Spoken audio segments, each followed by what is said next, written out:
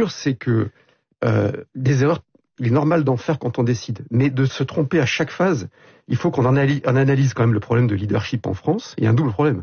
Il y a un problème de compétence de l'exécutif, je le pense, et il y a un problème structurel de mise en œuvre de l'appareil d'État. Et si la mise en scène du président de la République résistant à la technostructure il y a 1 mois et demi consistait simplement à gagner 1 mois pour reconfiner maintenant, je pense qu'on est précisément dans ce qui détruit la confiance. Est-ce qu'on est mal gouverné? Est-ce qu'on est mal gouverné, David Lisnard? Mais vous avez compris. Je le pense, oui. Je pense qu'on est mal gouverné.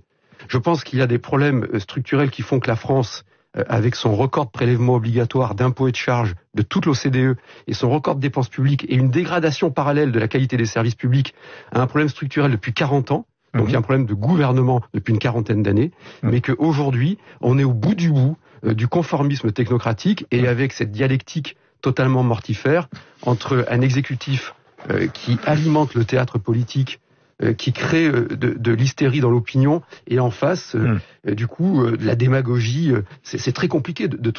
Il faut absolument que l'on arrive à retrouver un véritable dialogue politique fait d'opposition, de projets alternatifs, mais autour d'éléments rationnels. Moi, ce qui me frappe dans la période que l'on vit, pas faire de philosophie de bas étage, mais c'est le déclin de l'expression rationnelle. Ce qu'il faut, c'est un gouvernement d'efficacité nationale, avec des personnes qui bossent, qui sont cohérentes entre elles, avec un vrai projet fort pour libérer la création entrepreneuriale, un projet fort pour retrouver l'autorité de l'État, un projet fort pour retrouver la cohésion nationale. Il faut de la cohérence, comme dans une entreprise.